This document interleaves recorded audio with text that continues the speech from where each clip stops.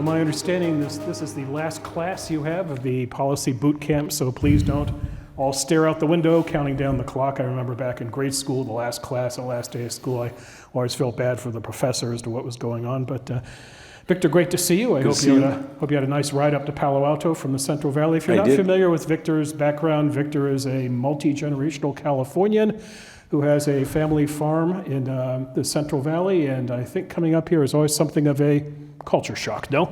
Yes, it is. It's a different century than Palo Alto. But it's a good cross-section of driving across California, and you can see the decline in infrastructure and trash on the side of the road, or you go to a public facility, homeless. So you can see as you get closer to this area, it starts to increase the viability. It used to take me 20 years ago 3 hours, and now it can take 4 or 5 and sometimes 6 or 7 depending on the construction. At what point do you see the Teslas? Yeah, and the high-speed rail, of course, dissects my route, and it's $15 billion and not 1 foot of track, but a lot of delays, and it's sound like it looks like Stonehenge, just a bunch of overpasses, nothing. After 15 years, not 1 foot, literally, of track. Yes. Victor and I write a lot about California, and I think we've both written God knows how many columns on high-speed rail over the last 10 years. Let's talk a little woke, Victor. The year is 1938, and the blues musician Leadbelly records a song called Scottsboro. Do any of you know who Leadbelly is? Any of you know who Kurt Cobain is? Yeah. Good, we got some Nirvana people out here. Kurt Cobain was inspired in part by Leadbelly. He was a Mississippi musician, a guitarist. I think Cobain spent ridiculous amounts of money buying his guitars when he was still with us. Cobain's been gone about 30 years now. But in 1938, Leadbelly writes a song called Scottsboro Boys, Victor. It's a song that's dedicated to 9 black males who were accused of raping 2 white women, only one of whom later admitted that the whole thing was a hoax. And in his notes, he writes, and I quote, "I advise everybody, be a little careful, best stay woke, keep their eyes open." Fast forward now to the year 2012, Victor. Hashtag emerges on X or Twitter or whatever the heck we call it these days, X, I guess. The hashtag is stay woke, and this is in the aftermath of the shooting of Trayvon Martin in Florida. We now move forward to the year 2017. Woke has actually shown up in dictionary form. Merriam-Webster defines it, and I quote, "aware of and actively attentive to important facts and issues, especially issues of racial and social justice." Now, we're in the middle of a presidential campaign season right now. Republicans are having the first debate next week. I'm sure the word woke is going to get tossed around right now. Ron DeSantis has made it a core part of his candidate identity. Vivek Ramaswamy laments, quote, "the woke industrial complex in America." Nikki Haley calls wokeness, and I quote, "a virus more dangerous than any pandemic, hands down." So Victor, you have a dictionary to write. How do you define woke? Thank you. Well, you know, I think it even precedes Leadbelly. It's a direct evocation to the 19th century revival, the Great Awakening, and it was the idea that people woke up to Christ. And in our secular, atheistic or agnostic society, you wake up suddenly and you realize the way the world supposedly is. So what is it? And it seems to me that it's the old bromide from antiquity that we're going to have a quality of result society that mandates parity on the back end, and that requires a level of government or state control, interference in a person's own life for a noble purpose of making us more or less equal and correcting injustices. Where it's different from Marxist doctrine is it has substituted race for class. And it really started with Barack Obama. We had this word diversity, but it was not really in common currency. And race in this country every group had experienced discrimination by the majority of population, but it was largely a black-white dilemma going back to slavery and Jim Crow. But Barack Obama redefined diversity as everybody who is not purportedly white, and that brought the population that was non-white or oppressed to 30% of the population rather than just 12.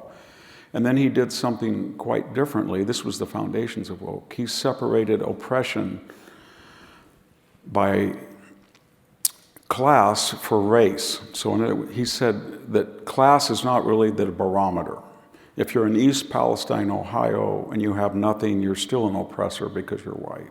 If you're in Bakersfield, California, I was there not too long ago, and you see people who, there hasn't been one person in their entire family that's ever gone to college. But they're oppressors by the nature of their skin color. So then race becomes the barometer, and that's very helpful for the Marxist interpretation because it's immutable, whereas Marxism always failed in the United States because of class mobility.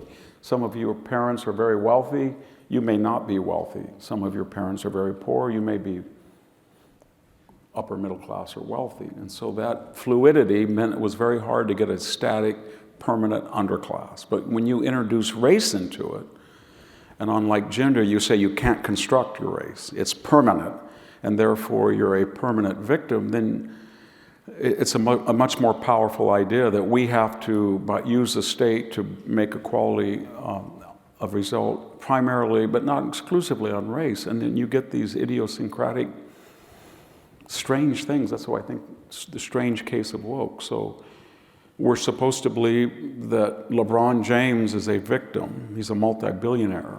And every once in a while, Barack Obama ventures out from his Colorado mansion or his Martha's Vineyard mansion or his new Oahu mansion to lecture us on our illiberalities because he's a victim. Whereas in the old days, under the old paradigms, because of a history of racism, people who were not white might have had a larger percentage that were poor. That's no longer necessarily true. If you look at 17 ethnic groups have higher incomes than so-called whites do. And that, Indian Americans, Japanese Americans, Arab Americans, Nigerian Americans. And so it was really a substitution of race for class, and it was very effective. And so now we're sort of polarized, and we're trying to make everybody equal, and we do that in a variety of ways. We do it with admissions, we do it with hiring, we do it with exposure on culture. And ultimately, whether we like it or not, it's at war with meritocracy, because meritocracy is blind, supposedly. Not that it always is that way in practicality, but ultimately it's going to take a toll because it substitutes something, and that something is not necessarily merit. I'll just finish with, I was in Libya 2006 and 2007, and I was wondering why every time I got there, there was a big pothole. I don't mean a pothole you get stuck in. I mean the whole car was submerged in it, and we would get out with the driver and pick it out. And so I said to him, why do you're the 5th largest exporter of oil in the world, the chief ingredient of asphalt. Why can't you fix it? And the driver turned to me and he said, we hire our first cousins.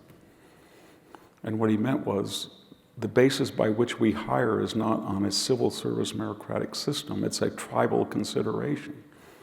And I don't think we want to get to this because we're the only multiracial democracy that works. Nobody's ever tried it before. Brazil is the only contemporary one, and maybe India, that are multiracial, multi-ethnic democracies, and they're not working nearly as well as we do.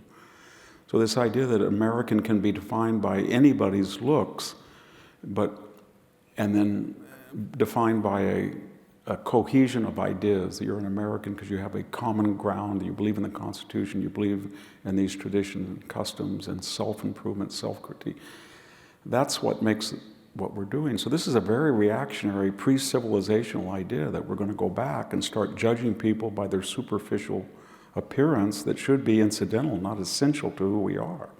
But when you make tribalism essentialism, then history is going to say, if you go down that road, you're going to share a lot of things with the Stasis at Korsaiva and Thucydides' history. You're going to see a lot of things that went on in the Balkans over 1,000 years. You're going to see things that went on in Rwanda and Iraq. So be warned. So before woke came along, Victor, there was the phrase politically correct, PC for short. Yeah. in which you would say something and say, Victor, that's not PC. Yeah. So what happened to PC? Did woke replace PC, or is woke just a variation of PC? Woke, as or- I said, it was different than PC because it had this zealousness attached to it that comes back from, as I said, the 19th century Great Awakening. So it was not just a rational decision to become woke, it was an emotional, it was a frenzied reaction. It was something that was far more furious and powerful than just checking the boxes on political correctness. And then political correctness, it had things like gender and environmentalism. You're politically incorrect when you talk about you're a climate denialist. But woke was focused more on race than any type of ideology that we've seen in a long time. It was the idea that you are permanently identified by your superficial appearances, and you cannot change that. And therefore, that will be the barometer of success or failure in this country. And we're going to start talking to people in collectives. So yes, there may be individual exceptions, but we can use, if we say white, we can say white rage, white supremacy, white privilege, and we mean all white people, or we wouldn't collectivize it. And that's something that has a bad history in civilization. Next March, Disney has a film coming out. It's a remake of Snow White. It's actually a live-action version, not a cartoon. It stars Rachel Zegler, who you might recognize. She was in the West Side Story remake. She's been doing a lot of interviews, and whenever she does an interview, she tends to cause trouble that Disney probably doesn't want. She has branded the prince in the story a stalker, and she said the following about Snow White's story, quote, "She's not going to be saved by the prince, and she's not going to be dreaming about true love. She's dreaming about becoming the leader she knows she can be and the leader that her late father told her she could be if she was fearless, fair, brave, and true." Now, does that make Snow White woke? Well, again, you can't look at woke in the present without a historical context. So we have precedents for what they're doing, taking classics of literature or music or statuary or art and recalibrating them for contemporary political purposes. And in Rome, great statues of Roman Empire, of emperors would be there. And then they called it damnatio memoriae. When he became unpopular, you could save money by erasing his face and just putting the next emperor's face on the old emperor's body. In the Soviet Union, they did it by a process called Trotskyization.